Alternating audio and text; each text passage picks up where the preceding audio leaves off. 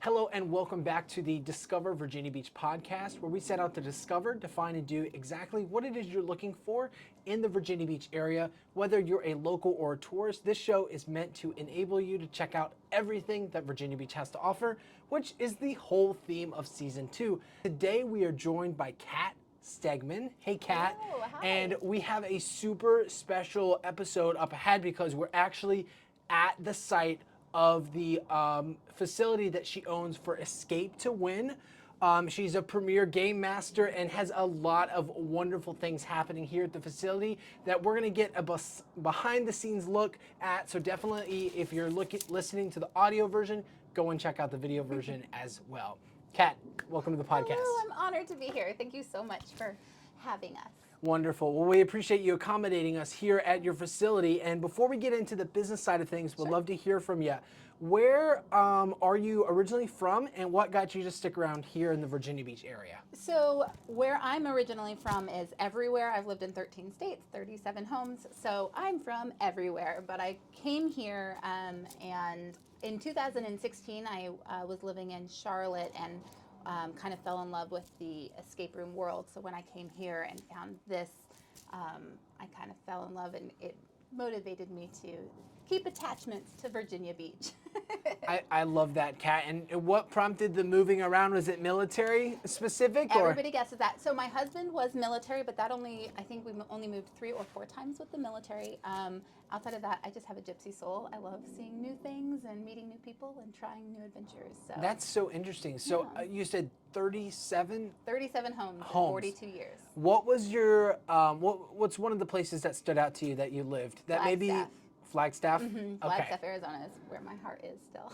What was it about Flagstaff that stood out to you? Probably just that was my formidable years. I lived there as a teenager and into college, so that was just really impactful in my life and has very cherished memories there. Love it, love it. And it's especially nice to have those formidable moments too. And a lot of the folks that are listening to this podcast are either thinking about making some more memories visiting here or are currently living here and looking for more things to do with the family, with the friends, just to really immerse themselves in a new experience. You're And in the Kat, right place. you have this really cool story of how you got started, but I'd love to know the origin for you. Sure.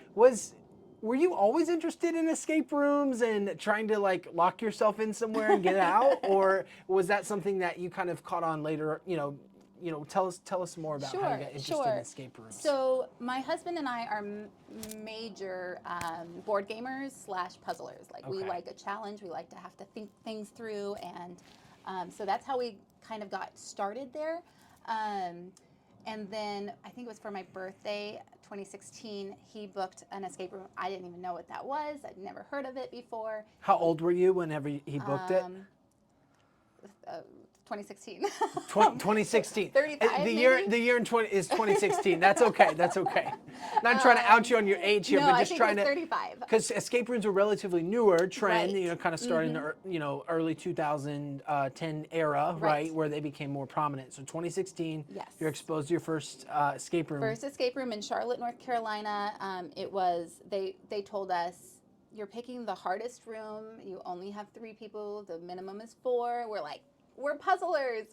This is a breeze. We're going to be fine. Yeah. And we went in, and it was a very interesting experience in that it was completely pitch black. We were given like faulty flashlights on purpose. Like that was part of the game where it would like click in and out. And we see these like glow in the dark arrows. And it was just like a deep dive into what are we doing? This is crazy. Sure. And then we felt like we were doing really, really well. And I am very competitive, so I was like, don't anybody ask for help. We've got this. Right. Yeah. As you are as a gamer, and as a puzzle crafter, you want to be able to figure it out on your own. Absolutely. That's why I'm here, to challenge myself. And we got done with it, did not escape. I said, but we were close, right? And they were like, you weren't even a third of the way through the game. And I was like, oh, man. But I was completely hooked from that moment. And I left going, we need to do this. We need to make our own escape rooms. This is so cool. What was it about the escape rooms that got you hooked? Was it the challenge, or was it just the unpredictable nature of the people you're working with? Sure. So I think that the thing I liked the most is that um, you can use narrative and puzzles together. And I'm big in stories. I love it. So coming in and having a mission that's specific to the decor in the room and that kind of thing is what drives me. So I like having a great story, a great mission, and then the puzzles that tell the story along the way. Um, and the idea of that being a possibility is so cool to me. That's, I think, what drew me in. Wow. Yeah, that's so fascinating too, because you don't really think of escape room as it's basically its own game. Right. It's its own board game come to life. Right. So for those people who are maybe on the fence about escape rooms or like not really sure what they are, would you mind sharing, because I know a lot of people are gamers in this community, is there a game that is similar to the way escape rooms are? Is there a game you can think of Sure. as an example? So it's kind of, depending on the storyline, I guess, kind of like a whodunit Clue. There are a lot of escape room tabletop games that people bring home. They do escape in the box. So there are a lot of those.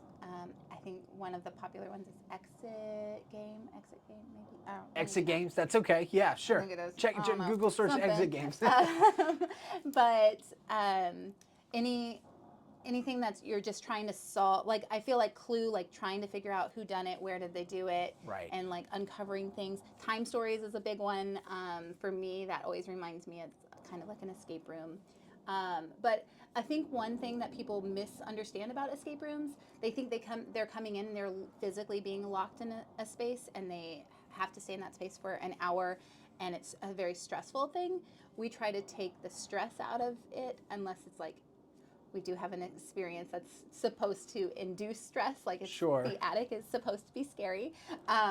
But most of our experiences are very family friendly. We are not actually locking you in. The door does remain unlocked at all times. You are welcome to step out should you need to for any reason. So, Well, that is probably a relief for those of you thinking, oh, my friends are going to lock me in this room and I don't really like them that much because they're taking me somewhere I'm not very comfortable with and I can't get out. So that is great to know for people who may be on the fence about it. So go ahead. I was going to say one other thing is that back in 2016 when I started, it was almost unheard of to have private experiences, but COVID kind of swapped all of that and rewrote the story.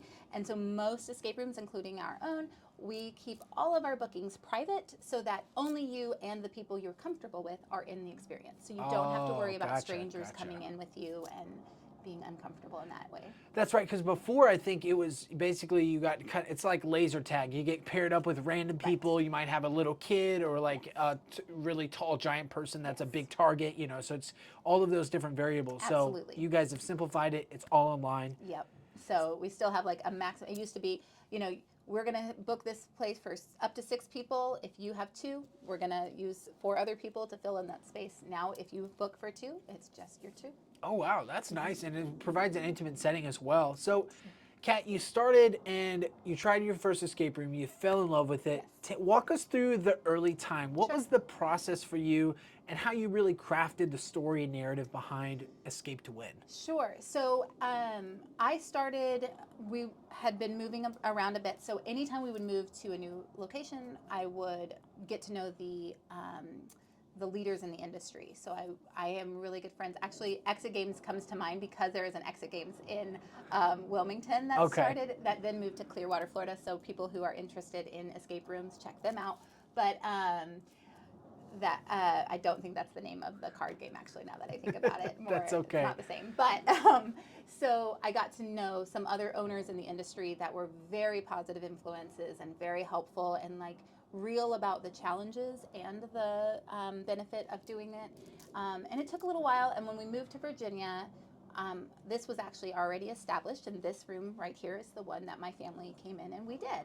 And I was blown away and I left going, I want to do something with this franchise, this place, whatever this is what I want to be involved in. So I asked to speak to the owner and I was like, I will just volunteer, like to whatever you need, I want to be a part of it because this is my future. Like I want to own an escape room and yours is what I like, not knowing I would be an owner here. I just wanted to own an escape room somewhere, and I wanted to. I was very impressed with how he did it here. So you just volunteered? Yeah. So that's how it started. But that was Wow. in September of 2021, and by February of 2022, I was owner. So I bought in and created an escape room called the Attic, and we're doing our now third one since I came on board in the summer of we opened the first one in summer 2022. So now we have coming up to 6 experiences. So Gotcha. So how long have you been with the that doesn't seem like a whole lot of time for No. everything that you're putting together with, not only Fast. connecting with myself, but also the Premier Attic experience, which, spoiler alert, if you haven't already heard, go check out the video of this podcast later on if you're listening to the audio, because we're going to be exploring that and also giving some behind the scenes look. But Kat, before we get into that, I'd love to know for you, were there any challenges you faced with, just trying to figure out the space in general and also how to, craft a story? Because unfortunately, they don't build buildings for escape rooms. They build them for either houses that had small families or, Right. tiny garages, or spaces that are kind of awkward, like with broom closets and stuff. Or office. Or office spaces like this. Was there any challenges you faced, and what process did you find worked best for you to really craft and hone in on the limited space that Sure. you had access to? Sure. So figuring out, like, my original layout, for example, for the attic had to be completely altered because feasibly we couldn't do a 3-foot walkway in the space that we needed. And so I was like, okay, well, what are we going to do? How are we going to do this? So calling in somebody who was familiar, he came in as a volunteer and helped me kind of visualize, okay, what are we going to do? Do you mind sharing who came? No, his name is Joe Daigle, and he's amazing. And I so much appreciate him and his whole family. Like, Shout out to Joe Daigle. Joe Daigle and Barb and Michael and Randall even came out. Like, they all were super helpful. So they had the experience, and they came out to show me, like, this isn't actually going to work, but we will still make your dream come true. Sure. It was really important to me that I have steps to make it feel like an attic. But we had this drop-down ceiling going on in that space. So removing all of that, like, I didn't even know I would be allowed to do that. I didn't know. And so it was like a very exciting challenge, but very exciting to see how we can manipulate the space that we have without drilling extra holes and without having to mess up what's here, but enhance it and make it work with our space. What a process. And you made it happen. I mean, Made the it attic happen. is, from what we saw already, is phenomenal. I would have known that you were very practical with the way in which you manipulated the room to really bring in this experience. And you've branded yourself, as a fully immersive escape room. Can you share with us what that looks like through the lens of a guest who books an escape room with you all that may not have been with you before? Sure.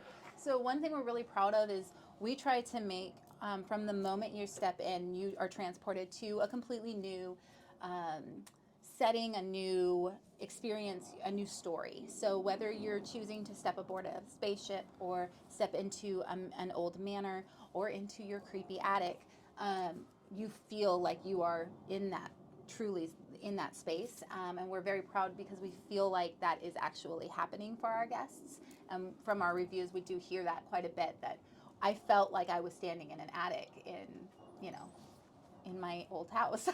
It's very cool to hear it. And what great feedback to hear too. Like, Right. you're like, we're nailing it. We're going to keep doing it and get tweaking it up as you go, right? It's definitely encouraging for future builds to hear that people are enjoying what we've put together so far. Yeah, that's awesome. And so whenever you look back, how many escape rooms have you conducted? I know you said you've got interested, you played them, but since you've been starting here, all the escape rooms together, do you have a ballpark number of how many you've executed so far? How many I have done myself, or how many I've played? How many you have created yourself? Okay. Yes. So I have done we opened Scene of the Crime, which I came in. It was pretty well done already. I came in and assisted with the end and helped with the puzzle flow.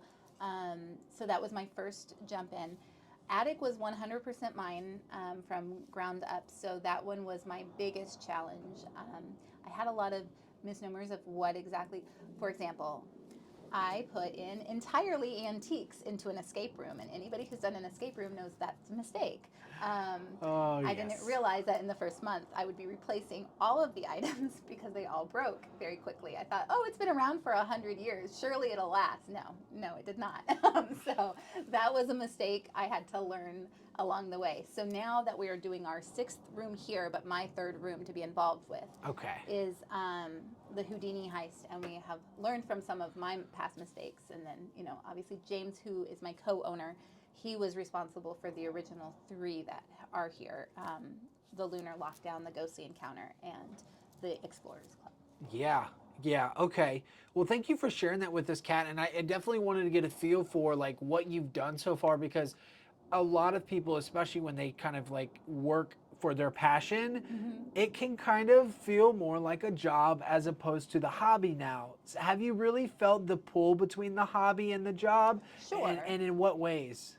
Sure. So I still absolutely love what I do. I think my biggest challenge is now we've relocated because, surprise, that's what we do. We now live back in North Carolina.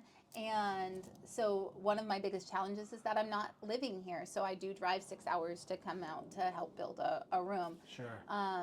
So I think that's the hardest aspect that I have recognized. I love my staff, and I love our customers. So one of my favorite things, and the thing that I miss the most about living locally, is interacting daily with other people. I love people. So I think for me, um, one of the reasons I wanted to do this is not just because I love creating stories and I love creating puzzles, but I love to entertain and interact with people. And so that part has felt more job-like to deal with it over computer versus in person. Sure, So sure. Yeah, and I can definitely see that. I mean, driving 6 hours, but you are so passionate about it. You I love want to it. immerse people in this experience, and it's a drive. Like you got to It do it. is. So it sounds like you still enjoy it and still have fun A doing hundred it. percent. 100%. That's awesome to hear, and that's awesome to hear when you go somewhere. You want somebody who is immersed in the experience, like you're trying to get. Yeah. When you go sign up for an escape room, you want to immerse yourself. Right. So when it comes to the escape room, let's say for the attic, for example, are there any storylines or script or pieces of material that you share with the guests? Do you call them guests? So players are, Players. yeah. What do you typically share with the players? So, for example, for the attic, they know that they are coming in because they have actually called us for help. We are a paranormal investigation team, and we are there to check their attic for them, but we also need them involved because the spirits seem particularly interested in speaking directly with them. So we have asked them to come into the attic and help us see what we can gather from the spirits, because they've had a lot of activity and we want to get to the bottom of it.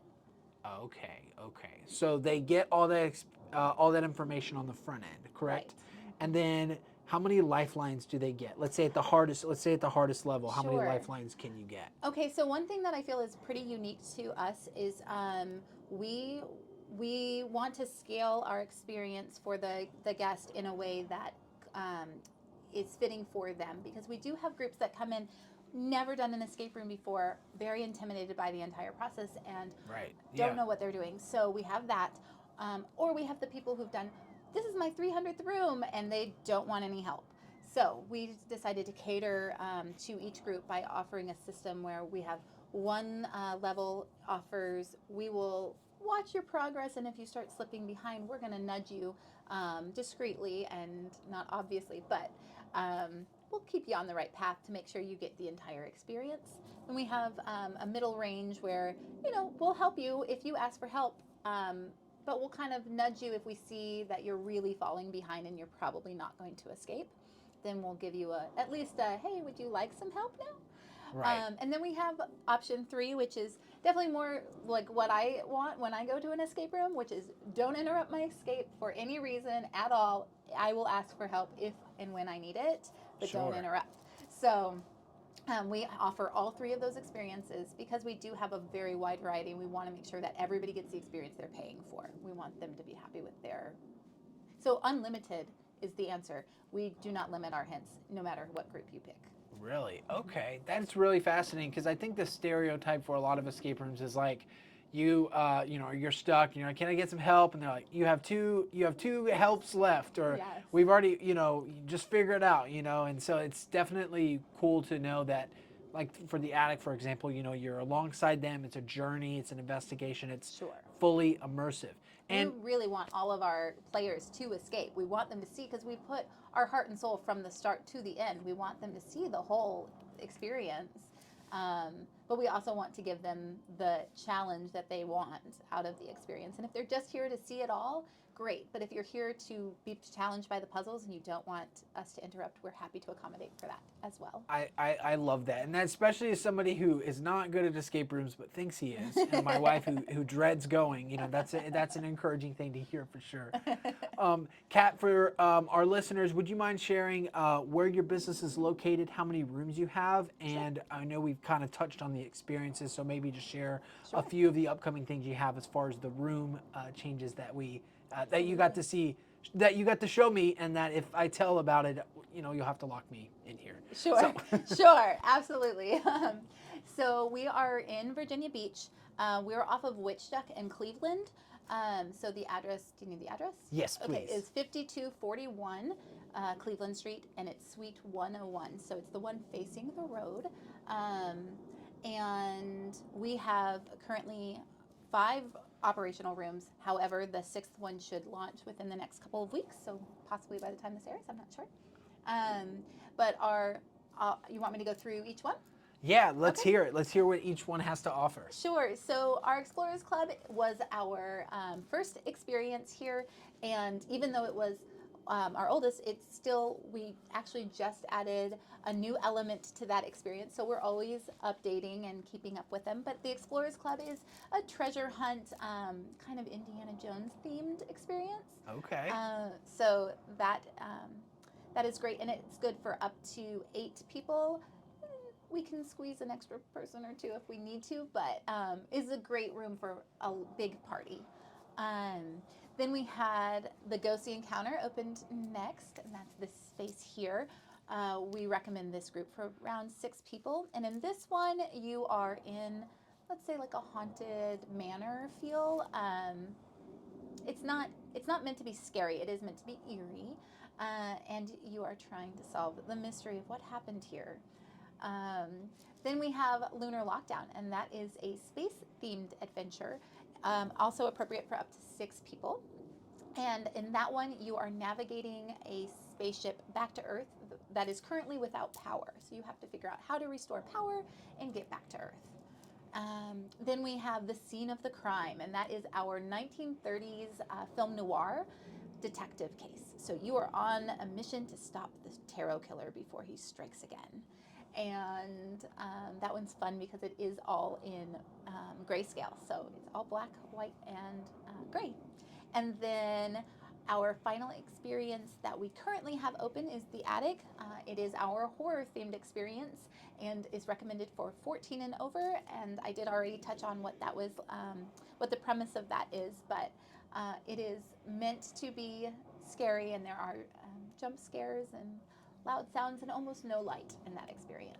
So it's a little bit different than the rest of our more family-friendly experiences. Sure. And then the Houdini Heist we are very excited about.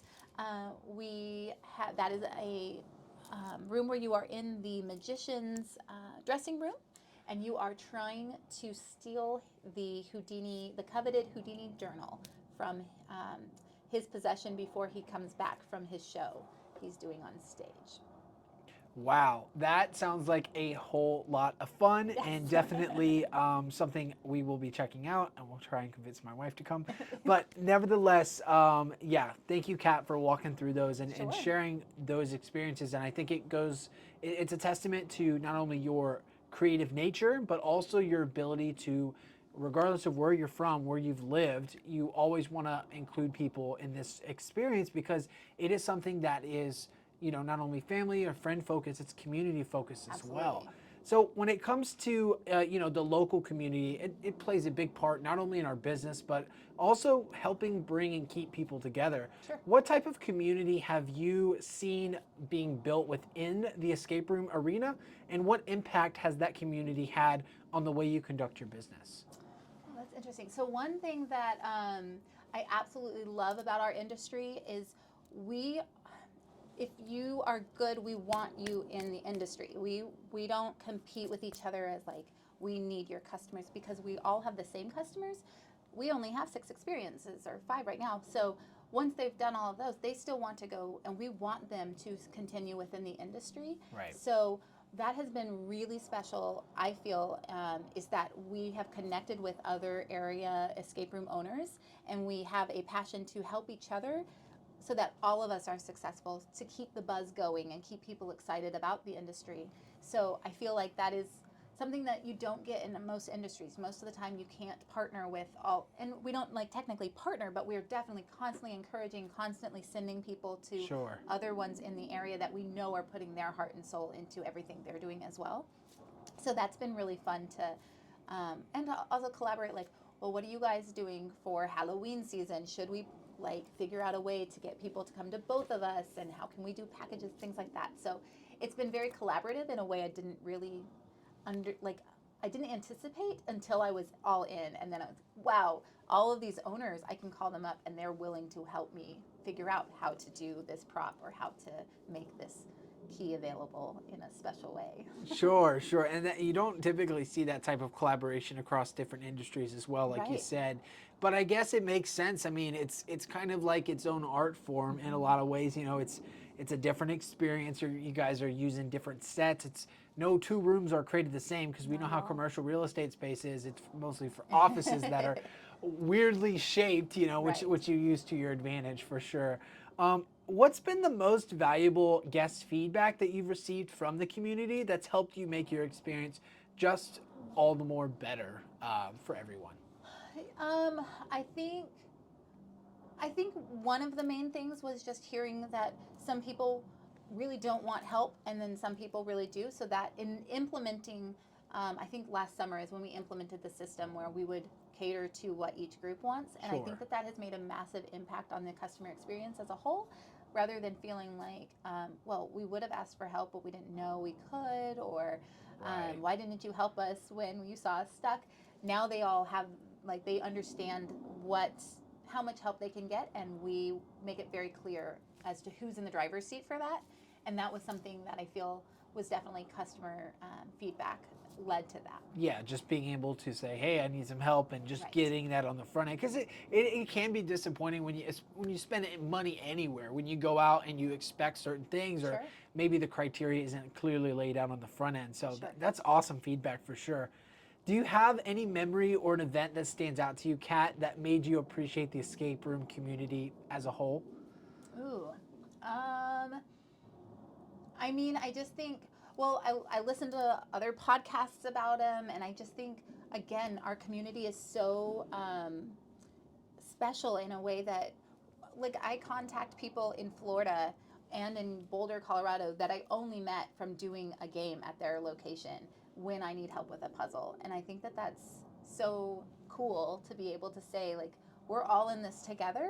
And Right. so I think those regular interactions have really made the escape room experience very special.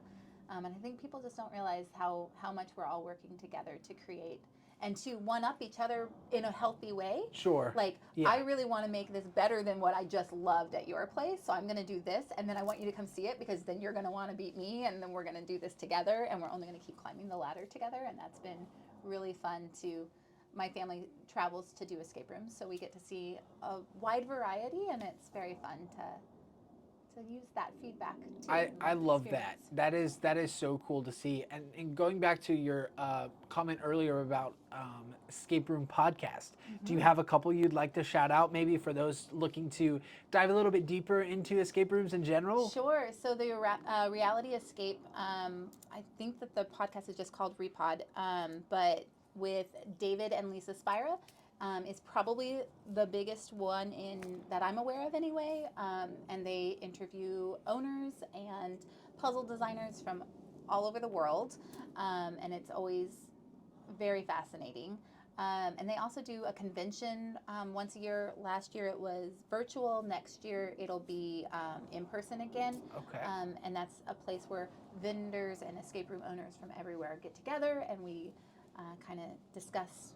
There's workshops and things to help us continue to brainstorm. So that's a great resource for those Wow, people. always building each other up, always Yes. one-upping each other in, Yes. in a nice and creative way. That's Mhm. that's exciting. That gets me excited to check out escape rooms, and I hope it is making you excited to check out escape rooms as well. Yes, me too. And the only thing I'm more excited about is this next section, because I know you got to get back to redoing and revamping your sixth room. So we're gonna transition to our rapid fire section. Oh. Kat, these questions are rapid fire, Okay. quick and fast, and feel free to answer it as much or as little details you'd like. Cool. What is the longest escape room experience that you have ever been a part of? I have done an escape room that was an hour and a half in Florida. That was amazing, called Pins and Needles. Phenomenal at Exit Games again. Yeah. Awesome. What is one escape room experience or challenge that stumps you the most every time? Coming up with a puzzle that is good for the person who's never been in an escape room and good for the person who's done 200 of them. Something that's creative and unique without being too hard. Love it, love it. And I have to ask this question because it's been on the front of my mind ever since I've heard about the premise of locking sometimes strangers or family members in a room together, not at this facility, but Right. you know, their goal is to stay in the room. What's the weirdest thing you've ever seen someone do in an escape room? There's a lot. We're happy to hear more than one if you'd like to share, whatever you're comfortable with. So even though we were very clear about what doesn't need to happen, we still get regular, like, I think just the other day, somebody took boards off of our wall in the attic, like ripping the boards off to Oh, wow. things like that happen quite often. I didn't experience this personally, but I did hear that somebody picked up a box and said, "I'll get into it," and slammed it onto the ground to get the key out.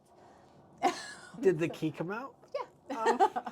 I was in an escape room once with a guy who like listened to try to like fake the lock and got the last lock open before we got anywhere near. So that's very disappointing. I don't recommend that. And I don't know. It's interesting. I went to an escape room once, and I was.